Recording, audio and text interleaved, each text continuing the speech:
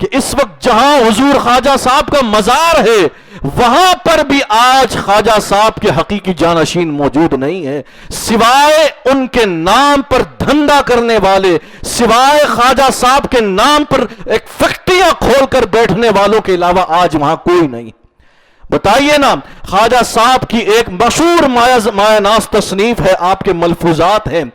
دلیل العارفین۔ کتنے دن جو وہاں گئے بھی ہوں گے، ایک دن بھی وہاں پر خواجہ صاحب کے ان ملفوظات کا درس نہیں دیا جاتا، کیونکہ دیا جائے گا تو ان سب کی دکانیں بند ہو جائیں گی جو وہاں پر جھاڑو پوچھے لے کر بیٹھے ہوئے ہیں اور لوگوں سے مال وصول کر رہے ہیں۔ میں آپ سے خدا را التماس کرتا ہوں، آپ کسی بھی بزرگ کے عرس پر جائیں، مزار پر جائیں، فاتحہ خوانی ضرور کریں، لیکن وہاں بیٹھے مجاوروں سے وہاں پر بیٹھے ان جاہل دربار نشینوں سے، ان سے دور رہیں، یہ خود بھی گمراہ ہیں اور آپ کو بھی گمراہ کر دیں گے۔ یہ جتنے جھاڑو لے کر بیٹھے ہوئے ہیں، یہ داڑھی منڈے، ان کا کیا تعلق ہے خواجہ صاحب سے؟ آج جتنے وہاں خواجہ صاحب کی بارگاہ میں بیٹھ کر جو اپنے آپ کو ان کا جانشین کہتے ہیں، یہ سارے ڈھونگی ہیں، یہ پاکھنڈی ہیں، یہ داڑھی منڈے بے نمازی، ان کو نہ طہارت کا کچھ پتا، ان کے عقائد کا کچھ پتا نہیں، معاذ اللہ۔ یہ تو خواجہ صاحب کے عقیدے پر بھی نہیں ہے، یہ تو معاذ اللہ خواجہ صاحب کے عقیدے پر بھی نہیں ہے،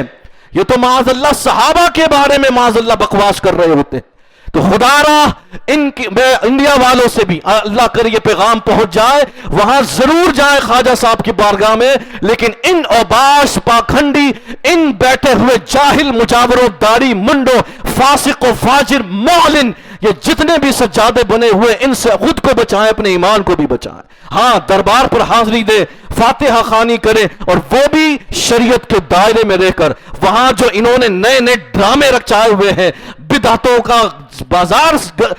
گرم کر رکھا ہے، ان سے دور رہیں۔ جو شریعت کا طریقہ ہے ہر مزار پر حاضری دینے کا، فاضل بریلوی علیہ الرحمٰن ہے۔ میں تو حیران ہو گیا کہ وہاں پر سلام رضا پڑھنا بھی بنا ہے، معاذ اللہ۔ یعنی آپ مصطفیٰ جان رحمت پہ لاکھوں سلام، یہ خواجہ صاحب کے مزار پر نہیں پڑھ سکتے، باقاعدہ تحریر لکھی ہوئی ہے۔ آپ سوچ بھی سکتے ہیں یہ کتنے دین کے دشمن اور سنیت کے دشمن بیٹھے ہوئے وہاں پر۔ جو اہل سنت کا طریقہ، اعلیٰ حضرت نے فرمایا مزار پر حاضر ہو، 4 ہاتھ کے فاصلے پر،